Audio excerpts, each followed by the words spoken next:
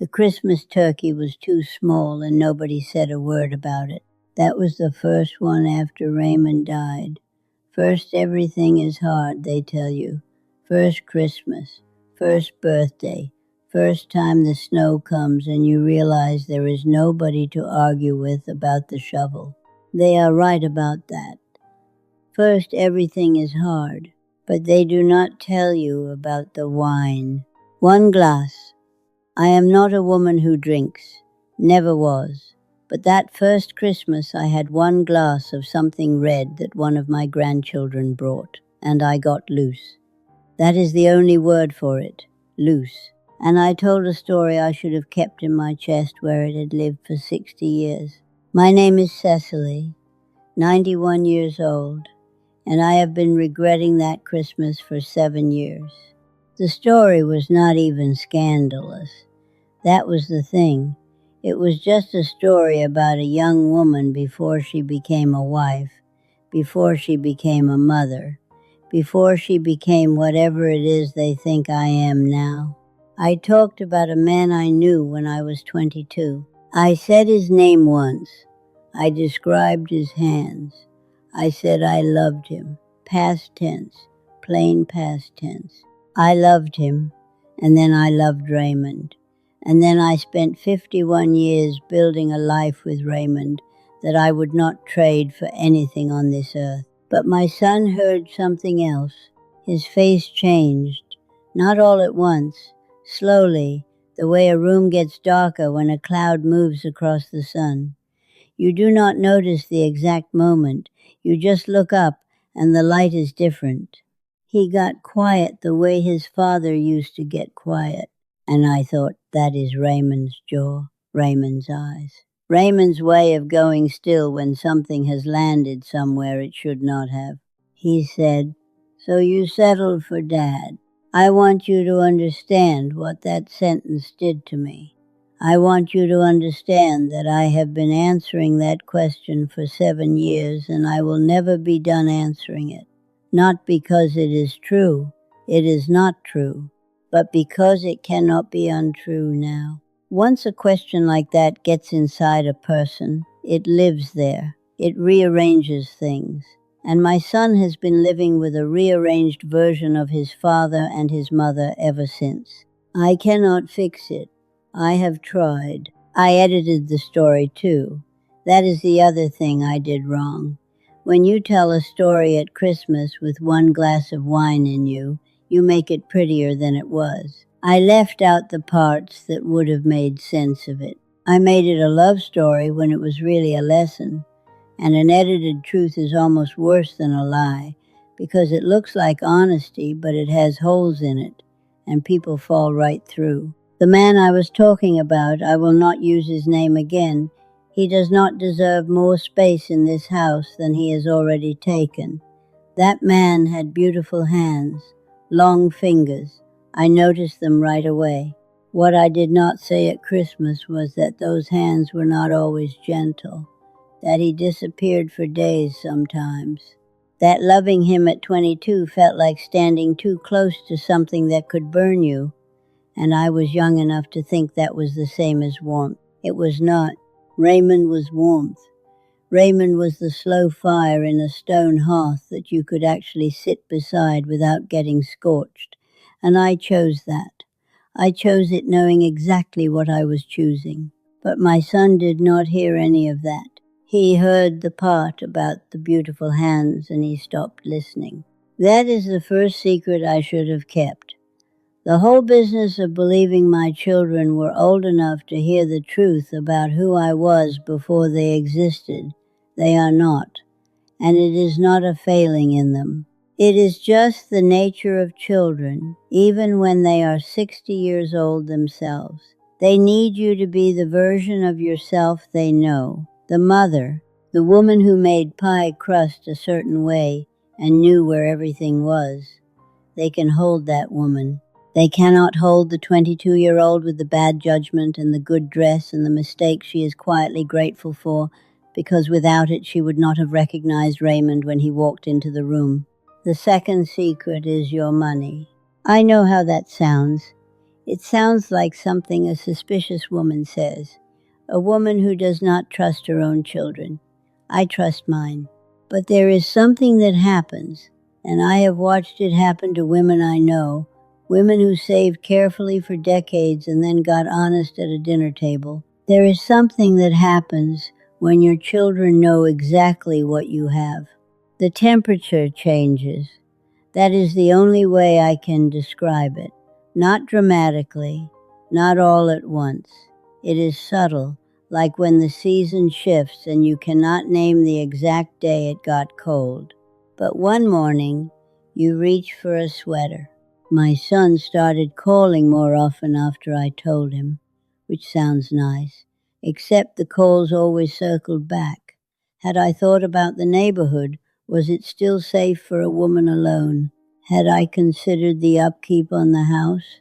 My daughter mentioned a man she knew who helped people plan, very casually, too casually, the way you mention something you have been waiting to mention. I am 91 years old. My financial plan is to outlast the week, and there was a woman on my street. I will not say her name. She deserves better than to be an example. But she was a careful woman, decades of working, saving every extra cent. She told her children what she had because she thought it was the responsible thing to do. They were adults. They should know. Within 2 years, most of it was gone. Not stolen, just absorbed slowly. A car repair here, a tuition payment there. Always a promise attached. She died with almost nothing left. I have an envelope. Raymond kept it in the back of the closet. He always said you should have enough to leave if you ever needed to. He never left. But the money was there, and now it is mine. And I look at it sometimes, not to count it, just to look at it, and I think about that woman on my street. And I put it back. You can say, I am fine. I am comfortable. Everything is taken care of. That is enough. That is more than enough. The exact numbers are yours. They were always yours. The third secret is the small decline, not the big things. If something serious happens, yes, tell them. But the small things, the ache in the hip at 3 a.m, the dizziness when you stand up too fast, the hands that shake a little now when you pour. I knocked over one of my good glasses 2 winters ago. Raymond's mother gave us that set at our wedding, and I watched it break on the floor and I thought, there goes that year, just like that. One sound and a whole year is gone. I cleaned it up. I stood there for a moment looking at the pieces. I should have left it at that. I told my daughter about it. She told my son. My son called my doctor. My doctor, as though I am a child who cannot make her own appointments. And suddenly there were conversations happening about me, around me, without me, like I was the weather, something to be discussed and prepared for. I know a woman who made that mistake worse than I did. She told her son about her knee, then her back. Then the afternoon she stood in the living room and could not find the word for curtain. Just stood there pointing at the window saying, the hanging thing, the thing that hangs. Her son had her moved within 6 months. She was gone 14 months after that. Not from her knee, not from her back, not from forgetting words, from being decided about. There is a difference between dying and being put somewhere to die. And if you do not believe that difference exists, you have not been paying close enough attention. So you hold the railing, you sit down when you need to, you let the tea spill, and you clean it up quietly, and you say nothing. Because the moment you say, I am having trouble, they hear I cannot manage. And those are 2 completely different sentences. Only one of them is true.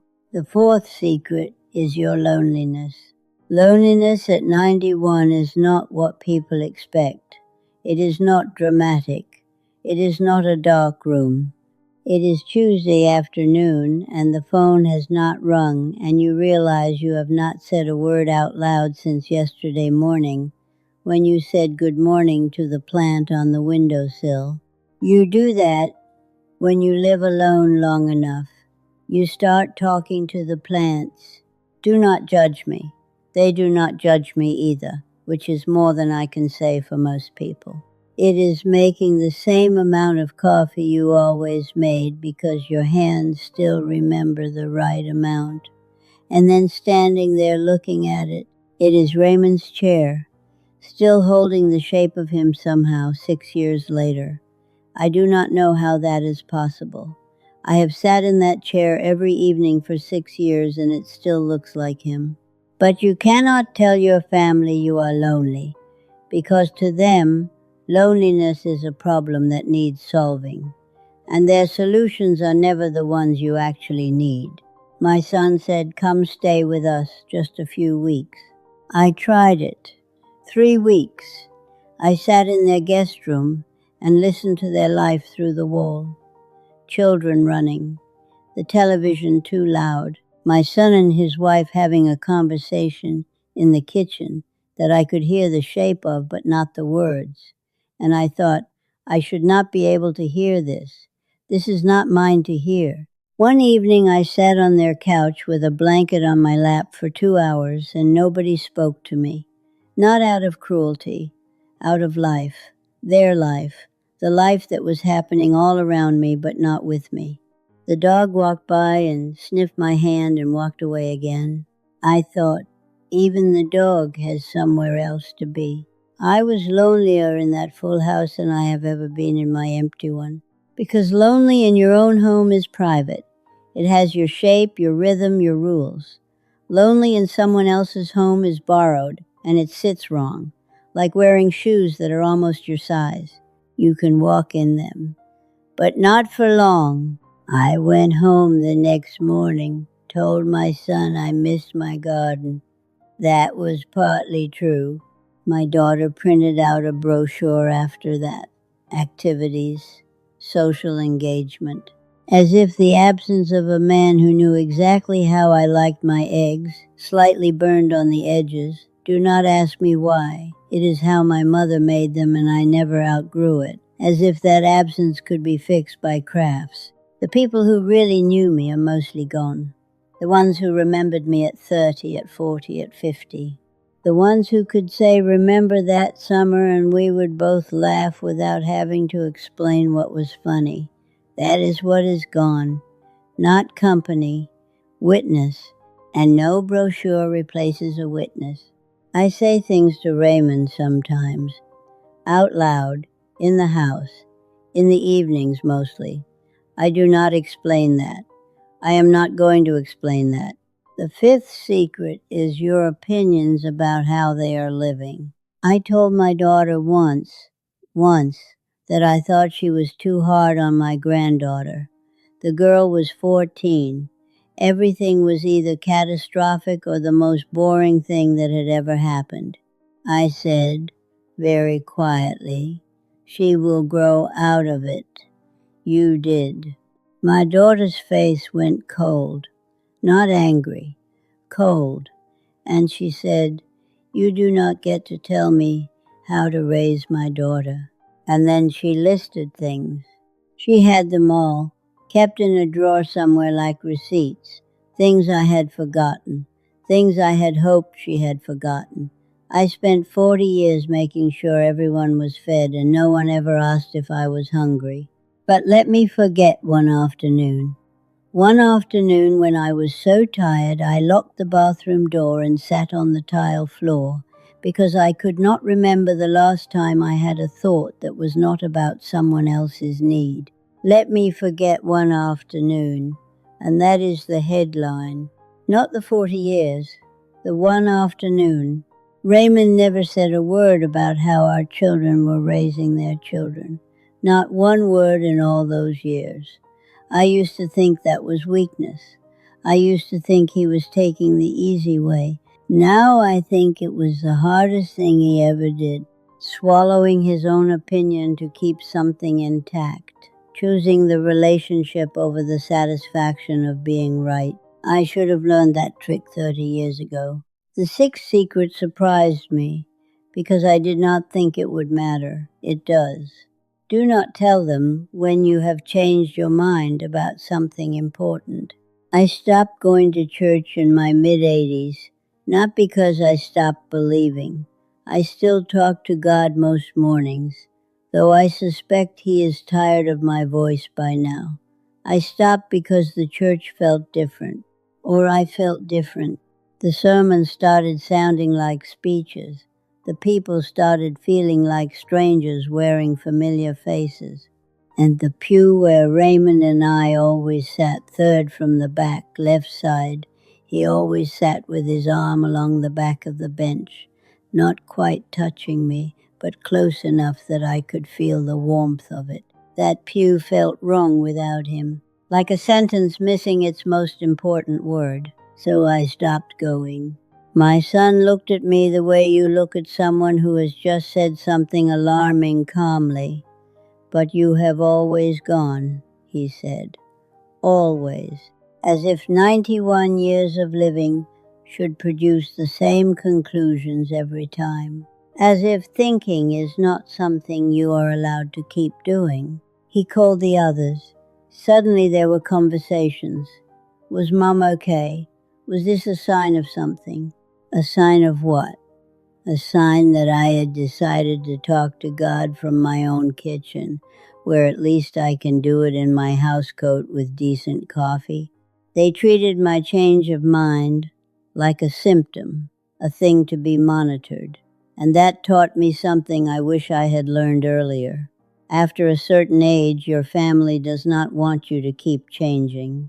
They want the version they have memorized, because if you change, they have to update the picture they have of you, and that is work. And people, even people who love you very much, do not always want to do that work. So, keep your evolution private. Read what you want. Think what you want. Change your mind about everything if it serves you, but do not announce it. Let them keep their version of you. It costs you nothing, and it saves you from having your own inner life questioned by people who believe they know it better than you do. And the seventh one, never tell your family you are at peace with dying. I am not talking about wanting to die. I do not want to die. I want to drink my coffee tomorrow morning and argue with the radio and go look at my garden, which is not as tidy as it used to be, but is still mine. What I mean is this. At 91, death is not a stranger. It is not even an adversary anymore. It is more like a neighbor whose house I can see from my window. I know it is there. I am not running toward it, but I am not running from it either. I have made a kind of peace. I said something close to this to my daughter. We were sitting on the porch. Raymond built that porch. It leans a little now, like me, and she was describing some trip she wanted us to take, something elaborate, a lot of planning involved. And I said, "Sweetheart, I do not need any of that. When it is time, it is time. I am not going to fight it." I meant it as a kindness, as, "Do not carry this weight. I am all right." She cried. The way she cried when she was 6 and dropped her ice cream on the sidewalk. That same sound, helpless, inconsolable. And then she got angry. "Do not talk like that. Do not you dare." As if my acceptance of my own ending was something I was doing to her. As if I owed her the performance of alarm. As if 91 is just a number with no particular weight. When I said I was at peace, she heard, "She does not want to stay." That is not what I said. Raymond knew, near the end. He did not say it. Raymond never said anything in words that he could say in a look. but I saw it in the way he started putting things in order. He fixed a drawer in the kitchen that had been stuck for years, just sat down one morning with his tools and fixed it without a word about it. He labeled the fuse box in that careful handwriting of his that looked like a schoolboy's, neat and slow. He sharpened every knife in the house, every one. And about 3 weeks before the end, he brought me my coffee in bed the way he had every morning for decades. But this time he sat on the edge of the mattress and watched me drink it. Just watched. Did not pick up the newspaper, did not say anything. Just sat there with his hands folded and watched me. And I knew. I knew he was doing what I would later do to his chair. Memorizing. Neither of us said a word. We did not need to. That is what 51 years buys you. A language with no sound in it. He died on a morning when the lilacs outside were blooming. I stood at the window and I thought, how can they bloom today, of all the days? But they did. That is what the world does. It keeps blooming whether you are ready or not, whether you are in the mood or not. The flowers do not ask your permission. You just stand at the window and you watch, and eventually you go make the coffee, and your hands make too much of it the way they always have, and you stand there looking at it, and then you pour half of it down the drain, and you go about the day. I have been holding these 7 things for a long time. Tonight I said them out loud. I do not know what I expected. What I feel is tired, the good tired, the kind after something necessary, like carrying a box up from the basement that has been down there too long. You set it down, you look at it in the light. You think, I should have done this years ago. I should say clearly, I love my children. My son with his father's jaw, my daughter who keeps a drawer full of old receipts and who I am quite certain has saved every birthday card I ever gave her, because that is who she is. My grandchildren, growing into people I mostly recognize and occasionally do not. I am proud of most of their choices. I am keeping my mouth shut about the rest. This is not about not trusting them. This is about understanding what love can hold and what it cannot. I confused honesty with closeness for most of my life. I thought if I handed them everything, they would know me better. What I got instead was their version of me, assembled from all the pieces I gave them, a version I did not entirely recognize. I keep those pieces now. I have a box in the back of the closet with things in it nobody knows about. Letters, a photograph from before Raymond, a small notebook where I wrote things down for years. Nothing important, just observations. What the garden looked like on a certain morning. Something funny a stranger said on the bus. A list of things I meant to do and never did, and I am not sorry about most of them. Nobody knows that box exists. Nobody needs to. I am going to go sit in his chair now. I do that in the evenings. It was always softer than mine. I do not know why. We bought them at the same time. I spent 51 years respecting his claim on it, sitting in my own chair, which was fine. My chair was fine. But his was softer, and I knew it, and I never said a word about it. Now it is mine. Nobody argues with me. I will sit down. I will look at the room. The lamp in the corner Raymond bought at a hardware sale 30 years ago, paid almost nothing for it and was very pleased about that. Mentioned it several times. Still works. The window.